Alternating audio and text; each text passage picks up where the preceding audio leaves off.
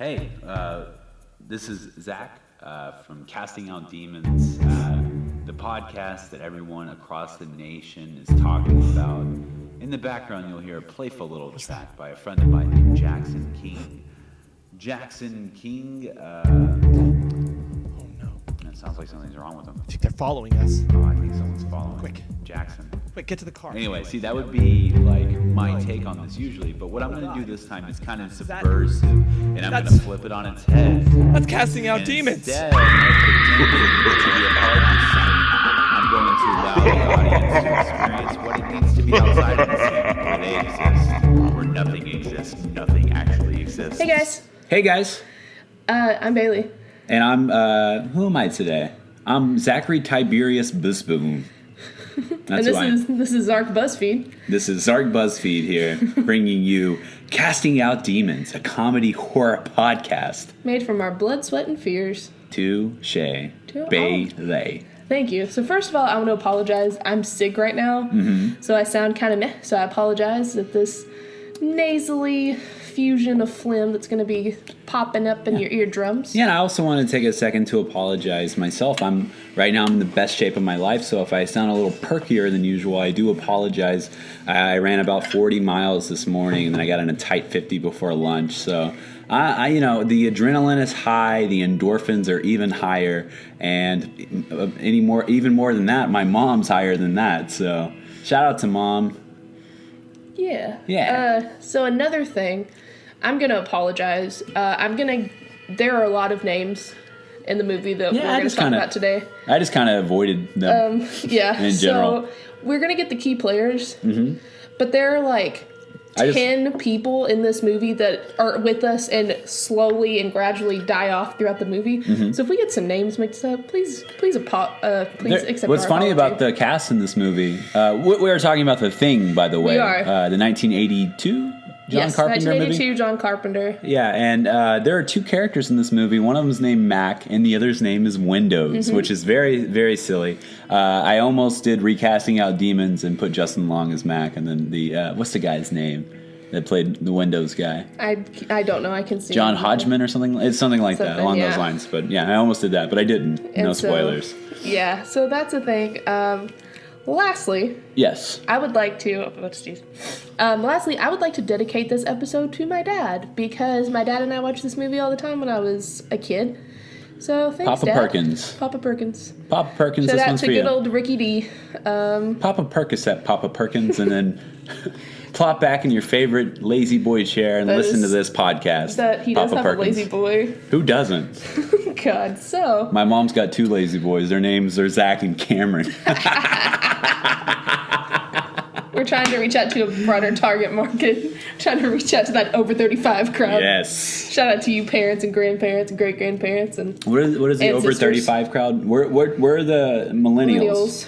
millennials. Is it Generation X? Yes. Okay. Shout out to Generation X for inspiring a decent novel by someone, I'm sure. Yeah. Yeah. Thank you for giving us Beavis and Butthead and Daria. Yeah, thank you. Appreciate what's you. the guy's name? Mike Judge. Thank you, Yeah, Mike thank you, Judge, Mike for being Judge. part of Generation X. Yeah. I'm also sorry about that, guys. That's going to happen. There's a disembodied head floating around the studio today that is going to be coughing.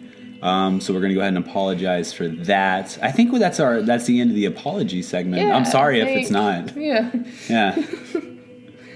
Bless you, the Casting Out Demons apology section. Yes. Bless all the demon heads. Okay. So, for Trick or Tweet, Zach, do you want to go first? Absolutely, Bailey. My trick or tweet is: a dog scarier than Cujo terrorizes Kurt Russell and gives him the inspiration to build a deadly car.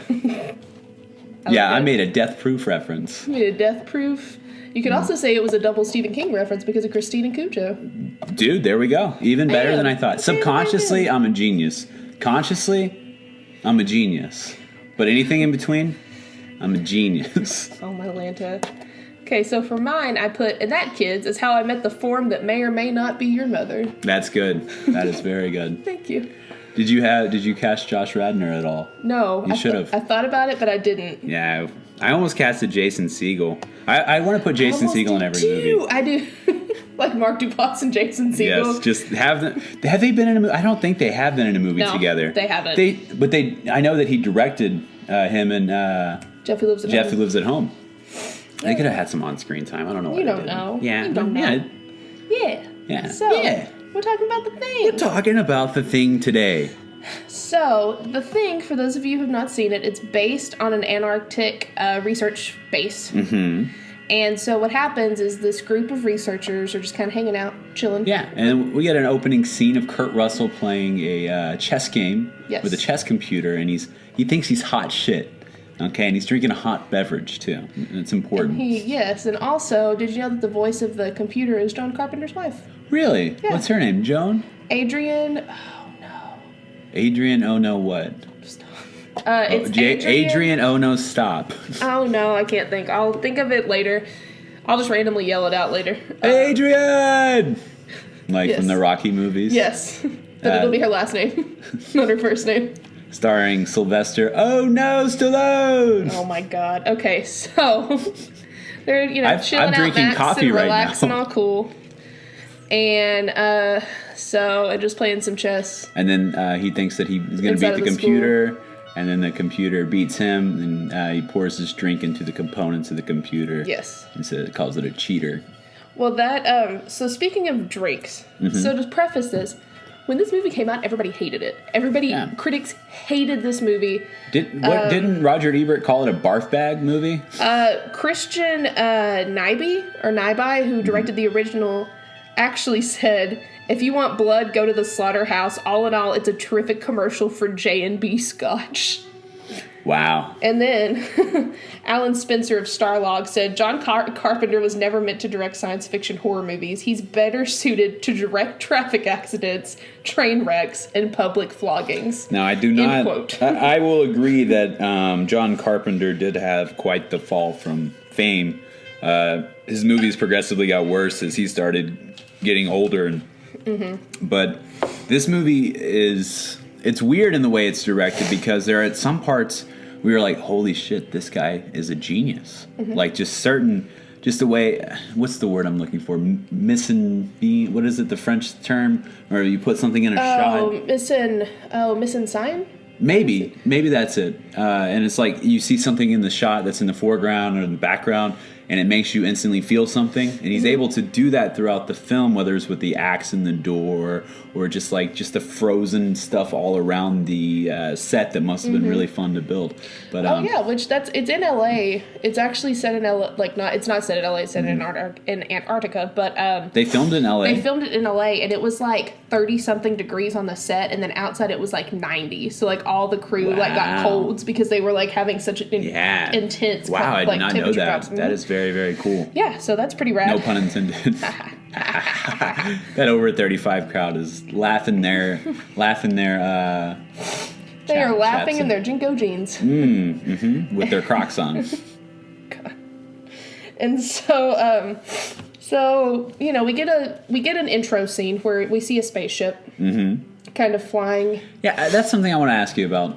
Is that like taking place way in the past or something? It pays homage. A, it's paying homage to the original. Okay. And B, this movie's kind of said to take place in the winter of 1982, as well as like years and like eons in the past. So it's like kind of a simultaneous thing. So I think that it's mainly to pay homage to the original, though, which is the Thing from Another Planet. Okay. Well, I took it as that was the alien originally arriving there, right? Yeah. But I read a theory online was that maybe it was another alien, and that's why it knew that it was being awoken, the one that was left on Earth, and it was coming to pick up the alien.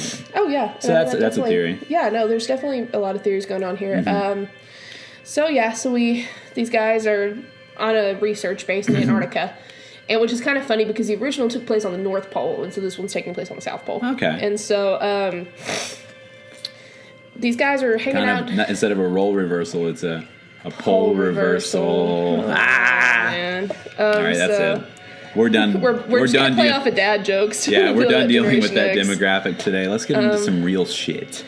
So anyway, I was on Twitter earlier, and Bane hit me up on Twitter.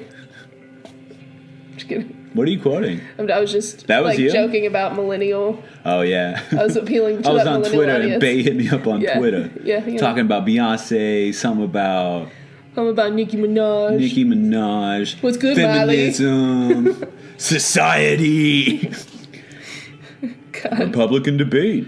Those guys are way out of touch. Blah, blah, blah, blah, blah. Oh, God, Donald Have you Trump seen the new is... Snapchat filter? This new Snapchat filter makes me scream. It's like, ah! Oh my God! So we. I love that Snapchat filter, by the way. That's all I've seen all day. I don't Yeah. even. I don't have Snapchat, mind you. I don't have Snapchat. This has been on other forms of social media. Yeah, I posted one on Facebook yesterday. You're not the only one. It's okay. Yeah, I know, but I was the first one. I started the trend. Oh my gosh. Hashtag trending. So anyway. Hashtag real trend. So anyway, we. So this it is Swedish, I believe. No, No, it's not Swedish. It's Norway. Norwegian. My apologies. That's funny because Mac makes that mistake in the movie as Mm-hmm. well. At one point, he calls them Swedes, and he's like, "They're not Swedes, they're Norwegians." That wasn't even me being cheeky. That was me honestly yeah. confusing You it. and Kurt Russell have so much in common. know, It's right? eerie. It's like down to the. We both have vowels in our names. Yeah, that's- he has 2 S's. I have 2 There's L's and 2 consonants E's. in there. Yeah, Yeah. we have a lot It's in weird. common. So he, so this Norwegian plane winds up crashing, and so he's like Helicopter. yelling at helicopter. Sorry. No, it's fine. He winds up yelling at them in Norwegian. What it actually translates to is "the dog's not what it looks like. Get away, you idiots." We should mention that they were shooting at a dog. Yes, there was a dog that was coming out of the helicopter. Mm-hmm. The Norwegian guy was trying to shoot him, so he comes at them like guns a-blazing, so they wind up shooting and killing him. Yeah. And Gary is the one Gary that kills does, him. right? uh-huh, and Gary's the captain, right? yes, and so they wind up shooting him. So they're trying to kind of figure out what's up with this dog because Yeah. the dog at first does not seem aggressive. So they just No. put him in the barn with the other dogs because they have several other. Have you Siberian seen the Huskies. movie The Lazarus Effect? No, Terrible movie. I don't like to say that about movies, but it's an absolutely awful movie. But it's very reminiscent in the way I think that they're paying homage to John Carpenter's way of presenting the dog as slowly working its way into presenting it as the evil force that's in the movie. And I think that the Lazarus Effect, I think they outright stole a shot from it, if not just like overly paying homage to it. But well, if you've ever there's a shot where yeah. it pans down and the dog's like under the table. You know what shot I'm talking about? And the Lazarus Effect? No, Okay, it's the in thing, both yeah. of them. So I Okay, mean, but that's why I was it's in the like, thing. which one? 'Cause I haven't It's in seen the thing, and they do the Lazarus same exact shot, and it's like in a research facility and everything. So it's just kind of like, what the fuck, man? Well, it's kind of cool. If you watch, I haven't seen the X-Files like concurrently, but there's actually an episode of the X-Files that I saw paid homage to this, so I watched it. It's called Ice. And Scully and Mulder are sent to an Alaskan research base in Nome, Alaska. I've seen that episode. Yeah, and they wind up going there, but in the X-Files, they're worms. They're like little worms that slither their way into a host, and you have symptoms of the bubonic plague, which kind of like shows how like Yeah. dated the parasite is, and so they find out in the X-Files that you can actually combat it by inserting another worm because 2 worms can't be in the same host. They'll kill each other since worms are hermaphrodites and they don't need another worm to reproduce. Absolutely. So it's a really good episode. Every episode of the X Files that I've seen, I've yet to finish the show. Oh yeah. I love my favorite. I rewatched it last night right after that. Yeah. Because I was like, I need to. Yeah. Is from the 5th season where the Pizza Boy's a vampire. If you have not seen that, don't you think have I've seen Luke that one Wilson yet. as a vampire. Wow. Spoiler alert. And it's really funny. It's like a dark comedy episode. It's Right it's on. great. So anyway, to get back to the movie. Yeah. So there's this one guy. I forget what his name is. Is it Childs? No. Is it Dr. Copper? Is No. it Dr. Blair? It's not a Knowles, doctor. Palmer. Maybe Palmer. It's the dude that has the beard and has all the dogs. So he's like taking it's Clark. Isn't Clark. it? Yes, Yeah. Clark. Clark takes a special interest in these pups, and the pup that is introduced at the beginning of the movie. And there, at one point, I believe it's Windows turns to him and says, "Hey, put that with the other." No, it's the doctor, wasn't it? Yeah, it's Dr. Who got shot? Because we should mention that guy got shot. It's Clark. Clark gets shot. No, Clark doesn't get shot. Clark's the one with the dogs. It's, But I thought Clark got Remember, the shot, guy and that that's gets why he shot- stayed in the barn with the dogs. No. The guy that gets shot is the one. Remember, it's like one of the first ones to turn, and he doesn't have enough time to turn, and then he like runs out and he like sits down on his knees and like turns to them, and he's not fully the person yet, and they like I could not tell you for the life of me what his name was. Kurt Russell like kicks over the barrel and the lighter fluid rolls to him and he throws the flare down, burns him. I couldn't tell you what his name was. Anyway, it's that guy. That's the guy that gets shot. But Clark is the one with the pups, and he's got like a vested interest in them. And eventually, what happens is they bring the dog to the where they have the other. They're all the same kind of dog. They're all Siberian Huskies. Yeah, Siberian Huskies, and he brings the pup in there, and the pup is in there maybe 20 seconds before the dogs start losing their shit. So I guess the alien. Can we go ahead and go to this point? Are we really glossing over too much to get to I mean, I think we're fine. Okay. I mean, we never really go in linear order anyway, Yeah. so The Siberian Huskies are freaking out at this new Siberian Husky. If you can't tell, I'm doing quotations with one hand, and then I'll go up to the other side to finish them. And that means I'm quoting. And so the Siberian Huskies start flipping out, and then as if the alien knows, what she probably does, maybe it's a girl, that it's going to blow his cover, he starts to change, and the audience gets the first look at what the alien is, and it starts turning into this kind of amorphous, just like tentacles and just guts and just it's very practical. The effects are practical in this movie, correct? There's no special effects really. It's a lot of practical effects. Yeah. There's not a lot of CGI going on at all. I think the only scene with CGI is whenever they go to the base, and it looks like they're walking into a painting. It doesn't look real at all, but I mean, whatever. 1982, they did a great job. That's 33 years ago. So, which our target demographic would have been near our age. Yeah, they would have been. My sister was 5, so. Right on, yeah. When this came out, yeah, so. So anyway, he starts to, the alien that is, starts to try to take shape of these Siberian Huskies, and there's like this really, one of my favorite scenes in the movie is the thing that really sticks with me the most in this movie is one of the Siberian Huskies is like trying to bite a hole into the fence, which isn't like, I don't think that couldn't have been planned, you know what I mean? They actually had to make that dog freak out enough to where it started devising a plan to get out of there, and it was to bite through this fucking metal fence. It's like And it's just this act of desperation that's like usually only seen in humans in movies. And I think that's one of the most powerful and just poignant shots in the movie is whenever the dog is trying to escape. And I like to think that that's one of the ones that does get out because a few of them do survive. Yes. And so the thing kind of what it does, it's kind of like Invasion of the Body Snatchers in that it has to touch and kind of spend time and absorb with what form that it takes. Now, it's funny that you mentioned Invasion of the Body Snatchers because that and Alien, the movie, are based on the same source material as is The Thing. Yeah, which is it's based on the short story Who Goes There by John W. Campbell Jr. Boom. And so... research. Yep. And so it has like tentacles that kind of like sprout out. And, like, you know, for me, like, I don't like when animals are injured. Like, it's not my... I hate when, like... It's something about, like, animals and children because they're so innocent. Yeah. And so, like, it kind of... That kind of plays with me a lot because it kind of bothers me when, like, innocence is lost, if you will. And so these poor dogs, you know, it's, like, grabbing tentacles and, like, trying to absorb them. And, like, it's not... What happens is not pretty. I'm not gonna... It's a very graphic scene. So if you don't, like...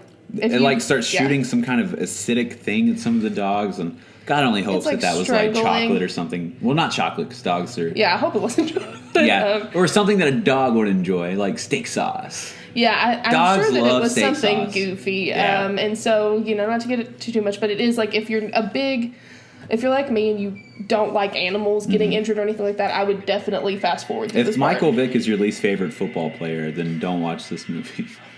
So, so that happens, and so they hear a commotion out in the pen. And then I think it's Clark. Yes. Is the one that goes out there, and I forget why Kurt Russell's the one that signals the alarm. I don't know how he knows something is happening. Maybe he hears it, or yeah. Oh, it's because he wants the flamethrower. Remember? Yeah, but he hasn't seen it yet, has he?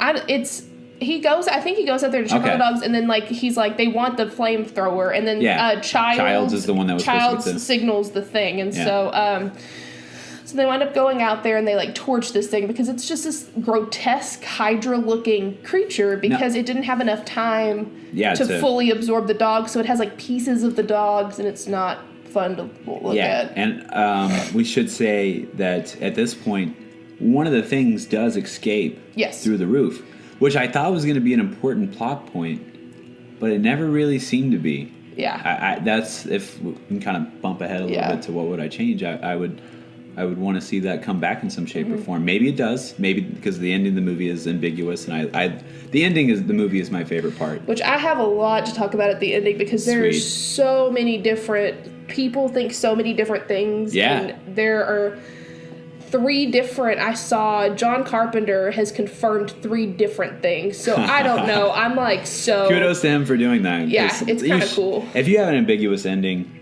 as a director. To me, I always kind of romanticize what that means, and if I were ever to direct a movie like this, which one day I hope I am, is to direct a movie that is thrilling and scary, and the ending is ambiguous, and you have to kind of guess what happens. I would do the same thing Carpenter did and tell people that they're right about radically different theories, but then on my deathbed, I would reveal the truth. Yeah, I mean that's romanticizing it. I hope that I will be able to do that. Yeah. So then. So, you have Dr. Blair is the one with the glasses, correct? Yeah, he's the main doctor. He's the one that freaks the fuck out. He freaks out. He's also intoxicated. Yes.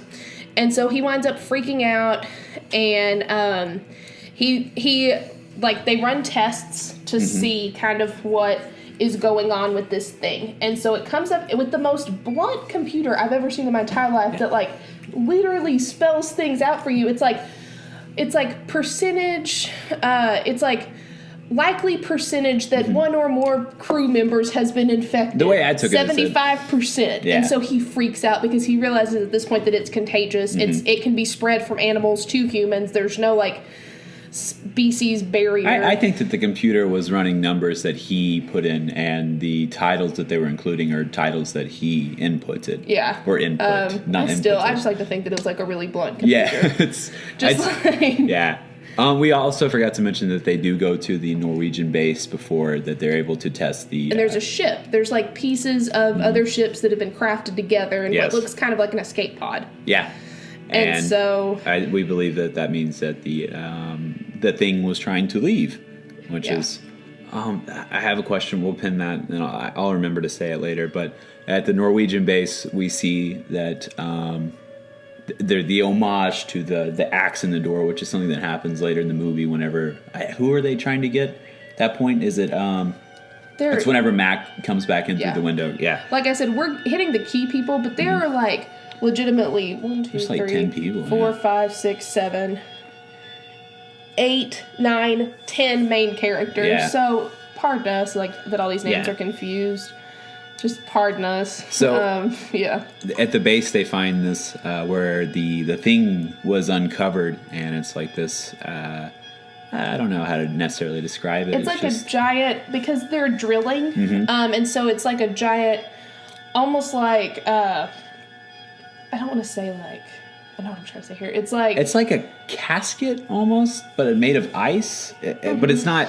It's the walls are bigger. It looks like when you drill down really far and you're drilling down, but you leave like a barrier around it. Almost. Yeah, absolutely. It's like an oil rig. Is what it looks like. That's better. Yeah, it looks like when you're on an oil rig, and so you just have like a bunch of earth around like the. And that's what they were doing out there, right? The Norwegians, they were drilling for oil. That's what in the X-Files episode as well. That's what they were trying to find this core matter. What were our characters doing out there? Does it ever say?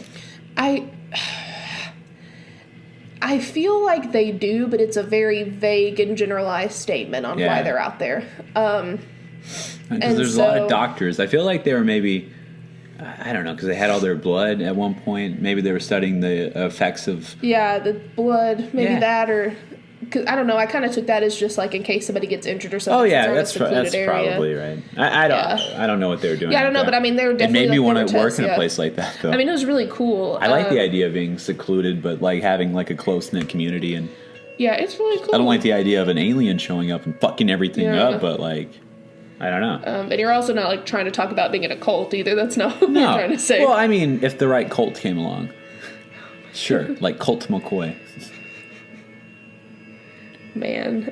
So speaking of cults, this cult classic that we're talking about. Yeah. Ooh, nice. So they wind up running the blood, and so the doctor freaks out because he's like, "Oh my gosh!" Like he realizes how severe these consequences And are he going to starts be. destroying all their equipment. And Yes. This is at one point Mac is talking to the dude who eventually dies that I mentioned earlier, the guy that got shot. Right? Mm-hmm. They're talking in this vehicle. I forget what it is. And the dude leaves, and then Mac is starting to head inside too. And then he sees Blair run from the helicopter, and then he goes and checks on the helicopter, and a lot of the components and stuff inside the helicopter have been fucked with. So Yeah, so that's our first kind of... it kind of makes me think that he was already an alien at that point. The doctor? That Blair was. Oh, Blair, yeah. Yeah, I can see it. but that's the thing about this movie. The one thing I respect about it the most is that literally you wouldn't even know if only one person wasn't. Well, see, you know? John... Besides the blood scene. Well, see, John Carpenter, Kurt Russell, to this day, they're like, we don't know who gets turned at what point. John Carpenter didn't write it like that. He wrote it... Because even for him, this isn't really... I wouldn't consider this a slow burner. Because it's just so much happens so They fast. get the flamethrower in there pretty early. Yeah, they get the flamethrower in their first 15 minutes. So I don't think it's a slow burner. Yeah. And so it's very fast-paced. Which is so, kind of weird for Carpenter. Yeah. Because he perfected it, the slow burner. Oh, yeah. So that's why that's why I like it. Because they're like, we don't even know who gets turned at one point. Because it's just written to be so fast-paced. And so... they even fucked with, so they wind up locking the doctor outside because they're like, maybe he's a thing, maybe there's a lot of... So Matt kind of takes over at this point because they give Childs the gun at first, and he's like, we need somebody more even-tempered. Yeah. So there's a little bit of a scuffle, so they give it to Mac. And so... who earlier, by the way, like threw scotch on his computer because he lost at chess. So, that's good. Which is, I want to kind of go back to that. I'm glad you brought that back up because I feel like the chess game at the beginning, even though it kind of feels like a throwaway scene just to kind of get a laugh at the beginning of the movie, I think it is kind of symbolic of the fact that Mac is going to try to fight something that is impossible to beat. And if he can't beat it, he's just going to burn it down. Yep. So I think that was kind of telling yeah. the whole movie, and I like that that's how the movie starts, and I think that was very... I mean, Matt's a very self-destructive person when He you is. look at all of his character traits, and so he winds up, he's kind of in charge, and so they put the doctor outside and they lock the doctor outside. Mm-hmm. So they're trying to kind of figure out what to do, and at this point, there's a little bit of chaos, because it's like, well, anybody could be this. So we have the character, is his name Fuchs? Is Fuchs the one with the curly hair and the sweater? Okay. So Fuchs is kind of in the background. He's a very quiet guy, and so they're kind of like, oh, Fuchs, you can be in charge of this because, you're cool and blah, blah, blah. So Fuchs is kind of like a background character. He's kind of the one that just says, like, oddball shit, right? Yes. Yeah, okay, that's Fuchs. And so, no, that's not Fuchs. I'm talking about... the guy with the communications? The guy that's... Okay. What is the name of the guy with the curly hair? That's Fuchs. kind of chubby. Fuchs? Oh, the chubby dude? Yeah. No, I don't know who that is. Okay, Fuchs is the dude that's kind of skinny, and then at one part he's like, I'm not going with Windows. Oh, yeah, no. That's Fuchs, right? Yeah. Maybe I'm wrong. Like I said, we're all getting their names confused. But anyway, so there's one character who has curly hair, you can't miss him, in a cable knit sweater. And they're like, oh, you're cool. So they kind of keep him in the background. And, like, he's always in the background, but never really, like, made as a prominent point of the community. So they wind up splitting up. Yeah. And some of them go outside. And I believe it's Childs they figure out at one point when, I believe it's Clark, that they find out that they shred their clothes. And they find a pair of shredded lawn johns that are all bloody in the trash can, but the name tag's been ripped out. Yeah. So we don't know who's turned and who's not. Yeah. And so what happens is Childs, I believe it's Childs or Knowles, goes outside and they find Mac's backpack. That's Knowles. That's Knowles. Knowles finds it, finds Mac's backpack that's kind of burnt and some of his clothes have been shredded. Yes, and his name tag is apparent on it. Yeah, yes. It's like stamped on the front of his backpack. Mac Ready. So, it's like... McCready, I guess. Yeah, it's McCready. Mac Ready. And so, they're like, wait, what if Mac's been turned? And Mac's like, no, like, I'm me. But they're like, you didn't say that. This is after him and Knowles... They go to see, what's his face, right? They go to see Blair, and they talk to him, and Blair's like, I'm ready to come out, I'm fine, like, I feel the different doctor, now. Yeah. So they leave, and then and then he's like, "This, we're gonna have to do this after we go up to my place." They're like, "Why are we going up to your place?" He's like, "Because when I left this morning, I turned off my lights." Yep. So somebody's been to his place. Yes. So they come back in, and Knowles comes in without Mac, and they're like, "Where the fuck is Mac?" He's like, "I had to cut him loose, man. I found like his shit, and I feel like that means he's one of them." And they're like, "Well, if he's out there, he's not going to make it back." And then, sure enough, Mac starts twisting the knob to try to get back in. And these are below 40 temperatures. Like, if you're out there longer than 5 minutes... No, this is like, you're below freezing in Antarctica. You're like 20 below. 40 below, that's what I meant. Yeah. I didn't mean to say below 40. I was like... Below 40, that gets that way in Austin sometimes. 40 below. Yeah, so at this point, Mac gets let back in. And this is when chubby guy with the curly hair... starts coughing. Yeah, he starts coughing and just dies. Because it's he and Childs are like trying to fight off Mac. He just dies. So they put him on the table to try to save him. They're trying to resuscitate him, and they're like shocking him and everything. And at one point, one of the doctors, I forget the doctor's name, like tries. It's Dr. Copper. Dr. Copper is like has his hands near his stomach, and he's pushing down on him, and then the stomach caves in, and the thing comes out and bites his hands off. So then they start like fucking like blazing the shit out of him. Yes, and it turns into like this like grotesque it almost looks like a giant scorpion type thing. Like a scorpion with where the stinger is, his face is. His faces. Yeah. And so That's our cover photo. What's gross about that? Thank you. What's gross about that is they had the autopsy scene here. They actually used real animal organs. Oh yeah. And Wilford Brimley is the only one that wasn't, like, in any way, he didn't think anything of it because he was a rancher before he was an actor. And so, like, he didn't think anything of it because, they had to gut cattle and everything all the time. And so he worked in slaughterhouses. And so they used real animal organs in that, by the way. Shit, that makes sense. So then this is when all hell breaks loose. Yeah. So they find out, they finally defeat, quote unquote, this dude. Yeah. But his head gets away and like rolls on the ground. It grows spider legs. It and it uses its tongue as like a whip. Yeah. And grabs a hold of one of the chairs and kind of like drags itself away and then grows spider legs. And then Mac sees it and burns it. Yep, finally. And then Mac, that's where he develops the idea that this thing is not a multiple celled organism. I mean, it is, but it's all one organism. Yes. So it's like a collective unit. He develops the plan to introduce heat to like blood. So they put blood in petri dishes, and he heats because up. it reacts negatively to heat. Yeah. So it's one of the second best scene in the movie is this. Well, maybe third best. I don't want to rank them like that. So they wind up like tying them down, tying everybody down, taking their blood samples, and then doing the heated wire. Yeah. But dude man who kind of looks like Howard Stern is infected. Yeah.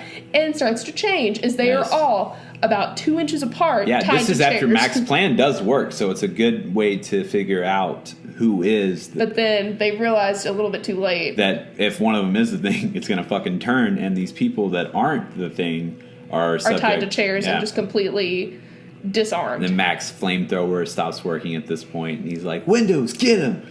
And Windows had already been cleared at this point, so he's going over there, and then he just freezes. And then the thing kills him. Yeah, like this kind of eviscerates his face. It's just. I mean, it's just like, ugh. And so he kills him.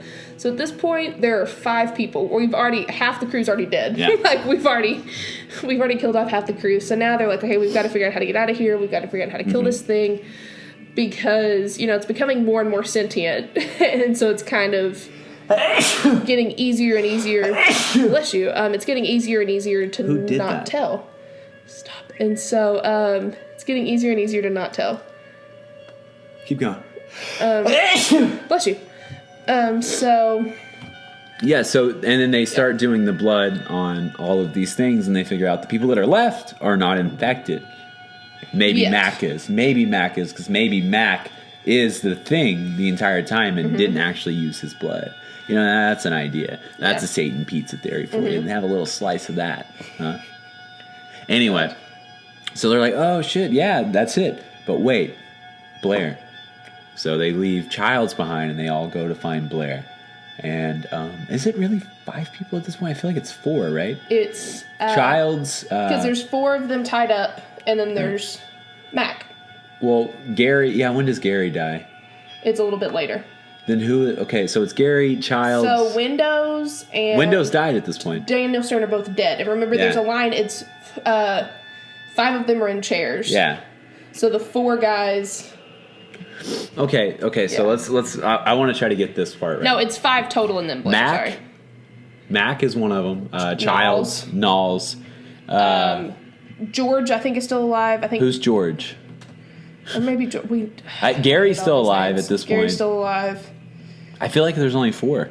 There may be 4. Oh, Okay. Vance. Who's Vance? He's one of the guys. There are too many Yeah, guys I just in can't this movie. picture it after this part. Anyway, sorry. So some of them split up. Childs is left behind. That's important. Mm-hmm. And they go to find Blair. The door is open, which means Blair has escaped. And they're like, it's bolted from the outside. How did he get out? So they find this underground lair. This is where the movie will eventually end, is in this spot. Yep. They find that he's been building a spacecraft, which means that maybe Blair was a thing the entire time, because why else would Blair be building that? Yeah. How would he know how to build a spacecraft? Yeah. And so. And let me say, this thing looks like a very generic UFO. Oh yeah, it's Yeah. like a very like stock photo Yeah. of any like. I want to UFO. believe. Yeah. Yeah. So they go down there and they find that Blair isn't there. Then do they go back at this point? And when does Gary die? These are questions. These are the burning questions. It's a really long movie. We actually watch these movies. I Yes. swear. I'm gonna pull up some help for us real quick. Okay, sweet. But, yeah. So, at this point, we have our peeps, and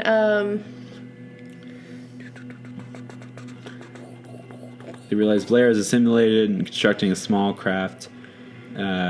Childs is missing. Oh, because all the power goes out. That's right. yes, okay. And then Mac thinks of the thing, now intends to hibernate until a rescue team arrives. I didn't know Because that they realize at this point, if it gets out to the population, See, it's look. going to be disastrous. So it's Mac, Gary, and Knowles at this point. So it is 3 of them. And they decide to dynamite the entire place. Yep. So they rig some shit, and especially the underground place. And Gary gets picked off by himself. That's what happens. He's like going off, and it's like a really quiet thing. He shows up as Blair. Yeah, and he sticks his fingers in his face and just kind of digs in and just turns Gary, or I don't even know if he turns. Anyway. And then at one part, Knowles, they're underground at this point, and they have like everything about ready to detonate. They have the fucking lever pulled up. All he has to do is push it down, and shit goes kaboom.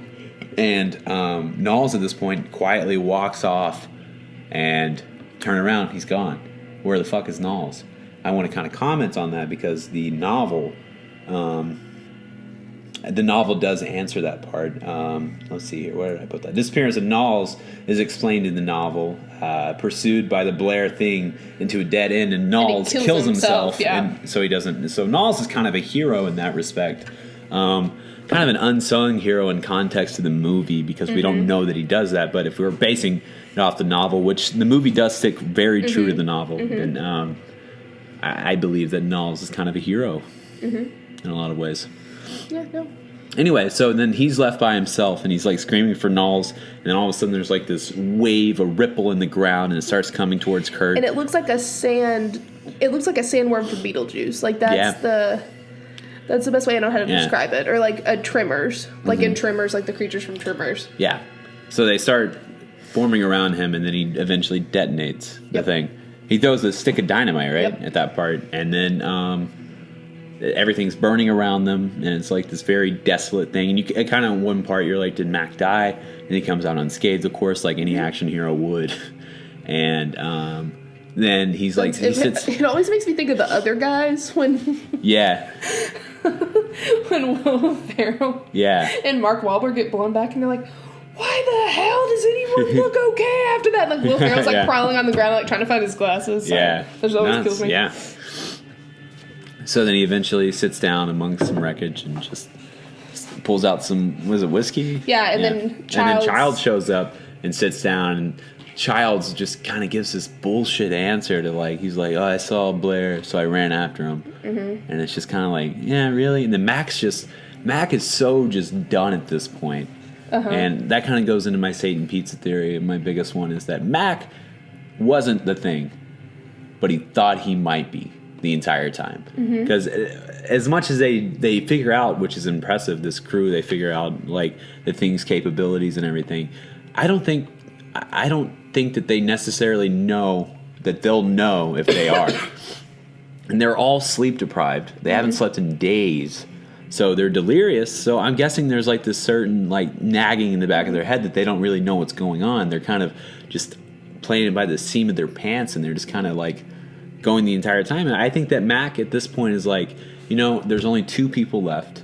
We very well could both be the alien, but neither of us is going to survive this. But does the thing know that it's the thing? Well, I think it does. Is it self-aware?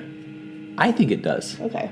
Yeah, I do. Because, the dog at the beginning of the movie is running away, and it knows why it's running away. And so do you think that that's why the ship was being built, because it just wanted to take a human form to go back home? I don't think that it necessarily wanted to infect the entire population. I don't think that it wanted to affect the entire population, although John Carpenter would argue that it does, because the 2 movies that he made after that, what were they? Prince of Darkness series. Yeah, Prince of Darkness and Mouth of Madness. Although the films narratively are unrelated, each features potentially apocalyptic scenario. Should the thing ever reach civilization, it would only be a matter of time before it consumes humanity. So I don't think that that's, and maybe that's why John Carpenter eventually kind of just washed out as a director, is that I think he himself may not even understood the character that he was directing. And I think the thing was self-aware, but I never felt it was intentionally trying to kill humanity. I felt like it was doing whatever it took to survive, just like they were. And at one part, Mac kills, what's his name? And he wasn't even a thing at that point. He's a murderer. Child makes the point. He's like, so I guess now you're a murderer, huh? Because he shoots, what's his name? The dog dude. The dude Clark. He shoots Clark right in the head, and they test his blood. He wasn't the thing. So, I mean, the thing really isn't that different from the characters we're given, because they're doing whatever it takes to survive. And you can make the same argument that this thing, it keeps building spacecrafts to get the fuck out of here. And I think it's just trying to get home, man. Yeah. It's like E.T. Well, see, what's funny that you mentioned that is that's one of the reasons, that E.T., that this movie bombed, is because E.T. set up this precedent of, which is kind of funny, because E.T. is one of the few, there's, Mac and Me, which is, third-rate E.T., but, E.T., quote-unquote, set of precedents for extraterrestrials, which is really funny, because most of the time, with the exception of, Paul... Yeah. Well, Paul hadn't happened yet. Yeah, but you know what I'm saying? To think, the friendly alien. When you think of friendly alien movies, they're very few and far between, at least for me. And E.T. and Paul both play off of that, just because they're both the misconception, and they think that they're threats to humanity, and they're not. And maybe the thing never was. And so... I don't know. Yeah. So, that's why this movie kind of bombed, because a lot of people... which, for some reason, I don't know why the hell, if you saw the trailer for this, you would think it was, a friendly... alien. I don't know why that was thought, but a lot of people thought that, and so that's another one of the reasons why this movie bombed. So yeah, but something that's really cool is in 1982, Fangoria magazine actually held a contest.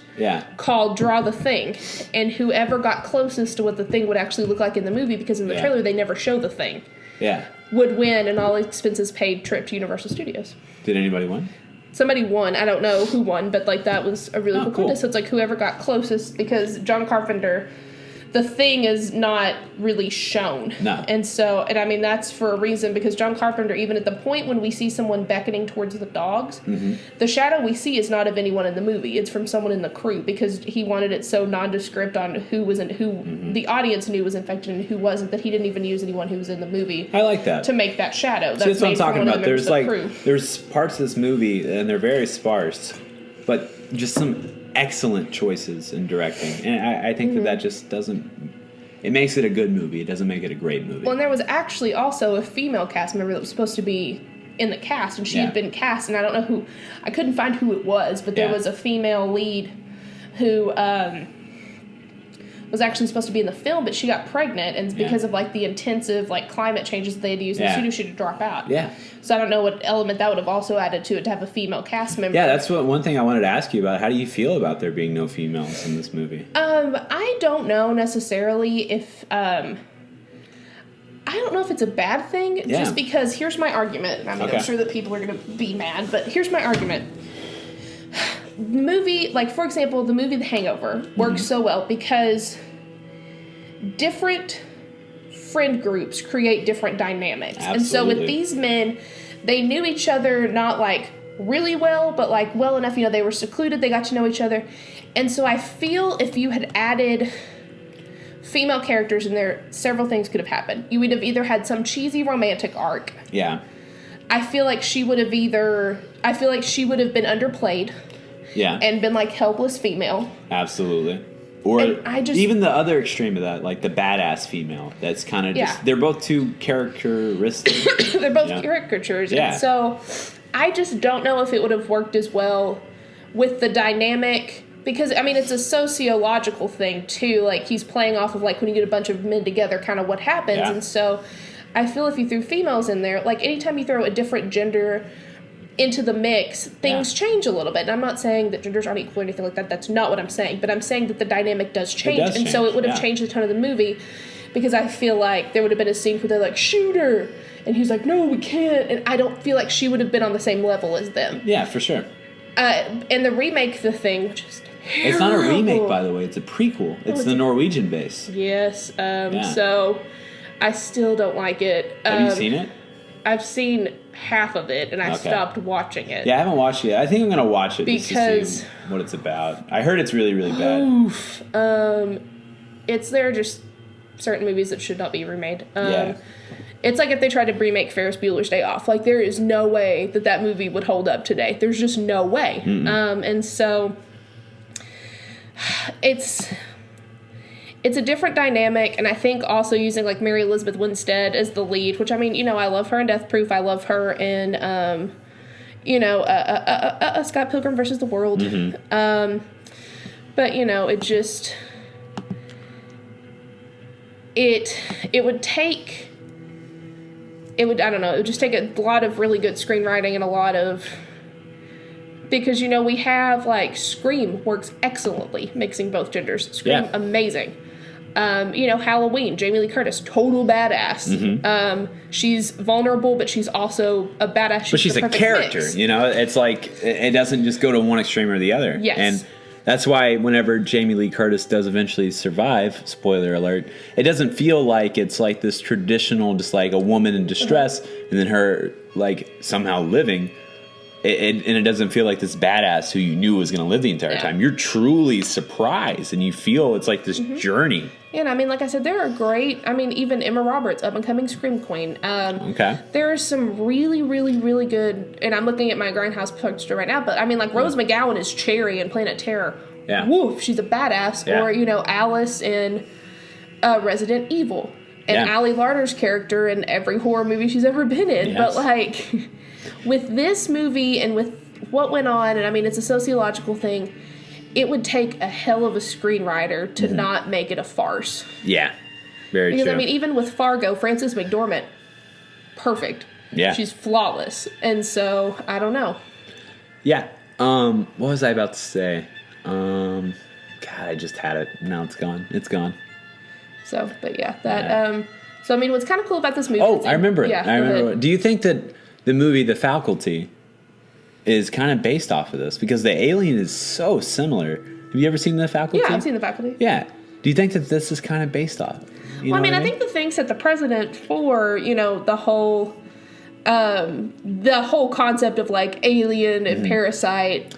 Well, I mean, taking over. to be fair, Invasion of the Body Snatchers did come before this. Yeah, but I mean, maybe the like- book itself. Yeah. Yeah, I mean the book itself, but Who goes there? Who Goes There by John Campbell Jr. I think that The Thing kind of started the new wave of it, though. Because, I mean, Okay. even in Animorphs, if you remember Animorphs, they had the slugs that infected your brain, and Yeah. one of the Animorphs' Yeah. brothers actually had one, and he was trying, that was kind of a constant struggle, as the brother was between good and evil. You know, because his brother was an Animorph. Yeah. His brother is Iceman, and I can't think of what his name is in X-Men, but that's the Animorph I'm thinking of. It was his brother. Oh, I know who you're talking about. Yeah. I think his name is Jake in Animorphs. Yes. Yeah. And so his brother had one, you know, so even like just like that, The Faculty, Indecent Behavior, Alien. Alien 2. aliens, just anything like that. I think that The Thing kind of started the new wave of it. Okay. Like Invasion of the Body Snatchers and all of these other definitely did, and Invasion of the Body Snatchers is definitely one of the forerunners too. But The Thing is different because you not only become this thing, but then you become like a monster. Whereas like Invasion of the Body Snatchers, you're the same person, Yeah. quote unquote. You have the same form, but in The Thing, you become an actual monster. Yeah.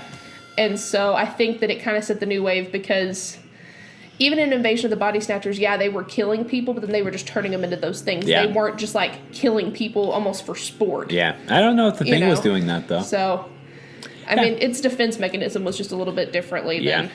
worked a little bit different. So that's my opinion on it. Yeah, fair enough.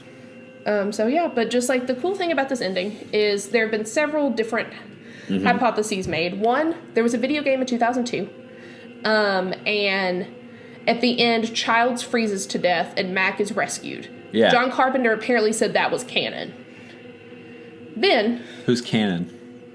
that was canon, like that's rule. Like Oh, that's, okay. Oh, okay. Like it's like the idea in a universe, like that's the accepted yeah, okay. ideology. No, I get what you're saying now. So then, there was another thing where John Carpenter said, well, if you look, the thing doesn't breathe. And he said, if you look at the end, Mac is clearly breathing, Childs is not. Okay. I can see Then that. there's another theory, because in the new thing, this theory is applied that when the thing becomes you, if you have any piercings, tattoos, or anything like that, it doesn't replicate those. It doesn't replicate any quote-unquote imperfections. Okay. So it's like, well, Childs' earring that he has is still in at the end of the movie. Yeah. So Childs clearly isn't the thing. Yeah. So yeah, there's several different theories. You know, John Carpenter, I mean, like I said, just confirmed 2 different theories Yeah. in my same breath. So I don't know. That's kind of okay. Let's get to what we would change about this movie, because the ending is something that I wouldn't change, but I want to spend more time there. Yeah. I feel like there are certain parts of the movie that you can kind of, you can cut it down a little bit. You could do without certain parts of it. And the thing I like most about the movie is that's the first real characterization, because at this point, like the entire movie is chaos and it's just these people reacting. But this is the calm down moment. The fire's burning. For all intents and purposes, they beat this thing, but they're going to die anyway. Yeah, I don't know. I mean, I think it's almost kind of a Milgram experiment and just, doing what to do, doing like... What to do when there's nothing to do. Yeah, like, like with the whole, for those who aren't familiar, the Milgram experiments were back in the 60s, I believe.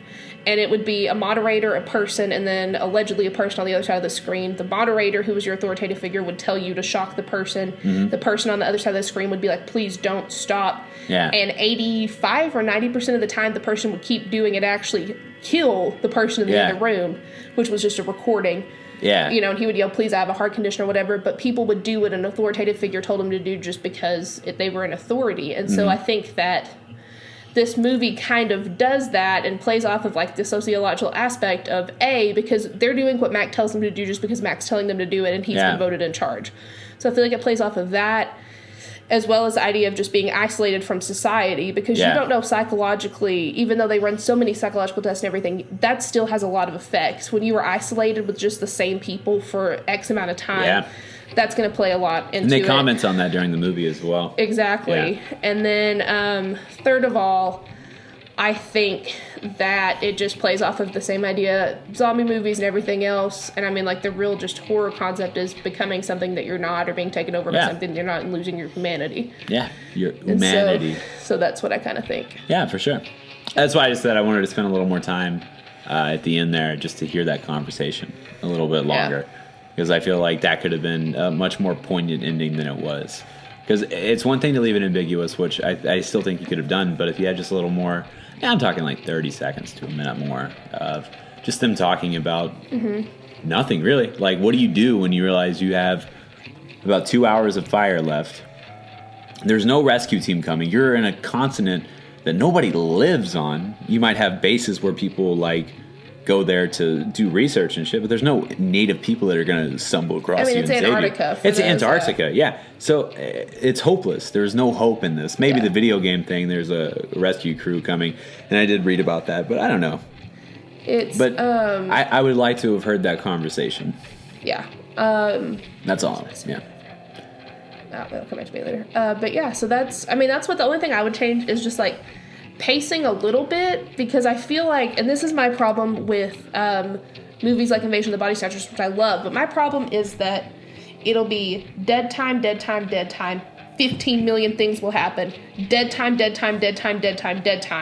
like it's that. a little uneven, and Yeah. so like I don't think that it lags, but sometimes it gets a little bit confusing because so much happens at the same time, and Yeah. so it's a little bit hard to deconstruct. So maybe just pace out a little bit in between, because it's not hard to understand. You understand what's going on, but then there are even times where we fumble over the movie and we're like, oh wait, well what happened in this order, and just kind of getting things out Yeah. of sequence. So that's my only problem Fair with like enough. The Thing or like Invasion of the Body Snatchers is just sometimes, or any, there are a lot of horror movies that do this.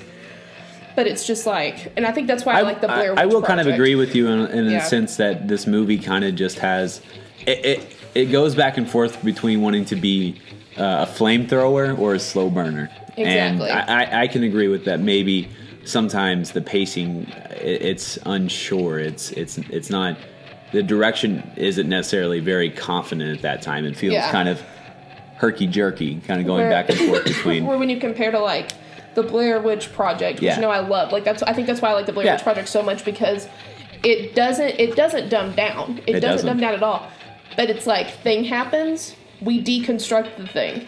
Yeah. Thing happens, we deconstruct the thing, and Absolutely. it moves along beautifully. And I mean, that's why, like, even in movies like Halloween, the original Halloween, we have time to deconstruct and like decompress in between Yeah. actions, so that you don't have like 15 things going on and kind of like mass chaos. Yeah. And you're like, okay, well, this person died at some point. I'm not sure Yeah. when this person died and this person died, but there was like a scuffle Yeah. where everybody died, and so it's a little bit That does harder not happen in to, the Blair Witch Project. yeah, no, and even though, I mean, granted, the Blair Witch Project only has 3 main characters, but I think that's why I love it just so much. Or like even the movie, one of my favorite movies of all time is Event Horizon. Yeah. A lot of people die in that movie. I still haven't seen it. But yeah. I know I wasn't gonna Yeah. like. A lot of people die in that movie, but we still have time to kind of like decompress in between. So like, okay, then this happens, and then this happens, and then this happens. So yeah. No, I agree That's with what that. I would Yeah, change. So yeah, recasting out demons. yeah. Okay. Do you want to go first? Or do you want me to go first? You can go first. Okay, so to clarify again, so many people Yeah, I ended up with. in this movie. I recasted all of them, but You did? I ended up with 6 of them. so I will give you key players first, and then like some people I would like to see just kind of, In the background. yeah, exactly. As Mac, Brad Pitt. Okay. Dr. Blair, Jeff Goldblum. Okay. Knowles, Omar Epps. Nice. For Palmer, who's one of the guys in the background, Chris Pine. Childs, Idris Elba. Okay. Dr. Copper, Peter Gallagher. Vance, Mark Ruffalo. George, Hugh Laurie. Clark, David Duchovny. Dave Grohl is our Howard Stern kind of guy. Dave Grohl, right on. Seth Rogen. And then Danny Masterson for Windows, who is Hyde from That 70s Show. Yeah, I know Danny Yeah. Anderson. So that's kind of that would be I like kinda- that choice because they look very, very similar. Yeah, so I kind of like tried to get a mixed bag of people to Yeah. kind of play in there. So yeah, that's what So I was got Ben ahead. McKenzie as Mac. I like Ben McKenzie. If you guys don't know who that is, that's Ryan from the OC. That's also in Gotham. That's my obligatory OC reference for the episode. And I always thought that Ben McKenzie was a wildly underrated actor, and He's I feel really like good in Gotham. yeah, and I feel like this could be He's a young Jim Kurt- Gordon. yeah, he's a lot like Kurt Russell in a lot of ways. So Yeah. I always kind of subconsciously compared the two. So Yeah. and then for Childs, I have Forrest Whitaker. For Blair, I have Robert De Niro. For Gary, I have Bob Odenkirk. For Knowles, I have Gerard Carmichael, who's an up-and-coming comedian, which is the guy T.K. Carter, who played Knowles, is a comedian. Or yeah, he was at the time. And for Windows, I have Jonah Hill. Just because that dude can do... every role I've seen him in, he nailed it. Yeah, everything from Trevor and Accepted to Yeah. like Moneyball. Yeah. And Wolf of Wall Street. Yeah, you know. nails it. Just absolutely nails it. And that's my reaction out Demons. Yeah. So now that we are done with that, just a couple What's your rating? other What do you give miscellaneous it? things. I would give it an 8.2. 8.2. I give it a 7.4. I understand its cult following, but I also understand why it was poorly received at first. Sparsely impressive directing does not make a great movie. You have to be consistent Yeah. throughout.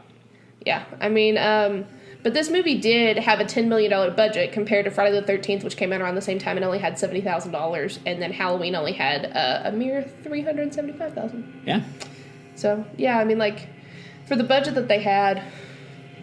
But this is John Carpenter's self-proclaimed favorite film. This is his favorite film. Yeah, and he reacted very he was very upset when people didn't like this one. He's like, I received a lot of poor criticism, but the one that hurt the most was The Thing.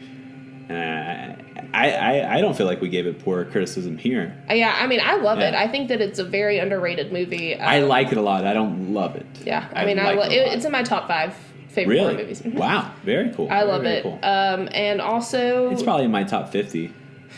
I don't mean that as an insult. My top 50 is kind of an exclusive list. yeah, no, it's definitely my top 5.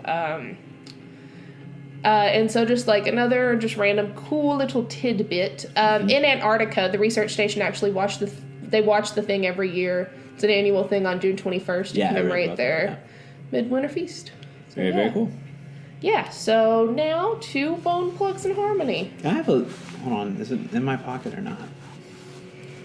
It is not. Yes, it is. Okay, so I ran into a guy at work today, and I was saving to tell you this on the podcast, and forgot why we started talking about horror movies. Oh, because your quote, you had Scream 2, and I was like, me and a coworker here actually do a horror movie podcast, and he's like, no shit, I just started a horror movie podcast. And I was cool. like, do you have any movie recommendations? And he gave me a movie called Pandorum. Yes. I've never heard of it. Yeah, it's good. Okay, yeah. So It's good. Yeah.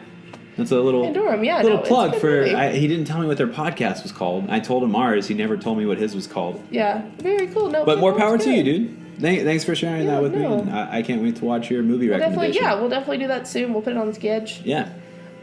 So yeah, that's Very cool. yeah. Yeah, so Zach, what do you have going on right now? I'm still right now. I am working on my script for my show, A Comedian, which combines comedic elements with supernatural elements and deals with religion as well. And also, me and my brother might be starting a podcast pretty soon. It's called Truly. It's a current event podcast with a little twist. We give you a little history lesson as well. And there might be a little mockumentary in the works. I have a meeting pretty soon with a friend of mine, and she's very interested in directing this idea that a roommate of mine and my brother had about making a mockumentary about a fake band in Austin, the live music capital of the world, Austin, Texas. So I've got a few things going. I wouldn't call them plugging them yet because they don't exist. They're ideas at this point. But I believe that out of those 3 things, the first thing to come will probably be Truly the podcast because that requires the least amount of effort. So Cool. Yeah, be looking out for that Cool. soon. What's your Twitter? My handle? Twitter handle is you have to, at this point, you have to have an app on your phone that allows you to plug in an old phone headset that has like actual buttons on it, and then you have to plug that in and then have the phone the phone head connected to your actual cell phone so you can actually press the buttons, and then you get your grandma, put her in a room with your phone, the whole thing, and then blindfold her and tell her to call her friend Susan from the 3rd grade. And whenever number she presses in, you take the letters that correspond with those numbers, add that at the end of @, and that is my Twitter handle for the day. Thanks, Zach. You're very welcome. So I'm on Twitter at Bailey McLeod. We also have a Casting Out Demons Twitter at COD_podcast. Mm-hmm. We also have a Facebook page. Go like it. It's just Casting Out Demons. And finally, we do have a Gmail, which is just castingoutdemons@gmail.com. So you can shoot us an email with any ideas, anything like that. I have a blog, nobodyputsbaileyinthecorner.wordpress.com. And I also write for Hello Giggles. So you can find me on the 3rd page of the contributors. This is true. So yeah. I've done it. Checks out. Yeah, and I'm also might be starting another podcast by the OC soon, hopefully. Hopefully. I had to figure that ish out. And but we yeah. promise to have iTunes figured out at some point I'm in our trying lives. to- It's an ongoing thing. It's a struggle yeah. on both of our parts, but if you bear with us, Demon Heads, when we get it on iTunes, we will immediately I will take it upon myself to catalog every single episode onto Yeah, no, we iTunes. promise we will have all of our episodes on there. Everything. We're like talking that. classics. The classic, those Casting Out Demons classics, the ones you get on vinyl and you like to dust them off and sit around with your family while you all Welcome share to some, Casting Out Demons. where you all share some hookah with your grandparents the and Casting Out Demons variety hour. they tell you, I remember back in my day whenever Casting Out Demons was on SoundCloud. Man, So- those sound effects were about as the equivalent of an old jalopy, you know? Oh, they were so rich and so pure. Nowadays, everything's so processed and immediate. You kids don't know the value of waiting for gelato to finish in your fridge. You just buy it in the packs, you fucking entitled kids. You know how your grandparents talk. No one says that, you stupid idiot. You know how you talk to your grandma. Shout out to John Mulaney. Always shouting out to John We're Mulaney. gonna go down to the local source. I called Blockbuster on my telephone, which is an old-fashioned sentence. That's like your grandparents saying, "Oh, we used to play jacks down by the soda fountain." No one says that, you idiot. You talk to your grandparents. Shout Yeah. out to John Mulaney. Come on the show, please. Always shouting out to John Mulaney. Always shouting out to Demon Heads. Yeah. This has been Casting Out Demons, And remember, ghosts have feelings too. the sequel. You get it, Bailey? The sequel. I get it. Casting Out Demons gets it. And it's also sponsored by Sutherland Connections Incorporated. Sutherland. It's a fake company that we all made up. Created by Bailey McLeod Perkins. Casting Out Demons stars Bailey McLeod Perkins and Zach T. Busby. The original music, the music that you hear right now, is provided by Jackson King. The cover art is provided by Lauren Mims. The score is by Zach T. Busby, and it is always edited by Zach T. Busby. A poem is expected here, near the ears where the tears tear through the air. This movie was about a scary alien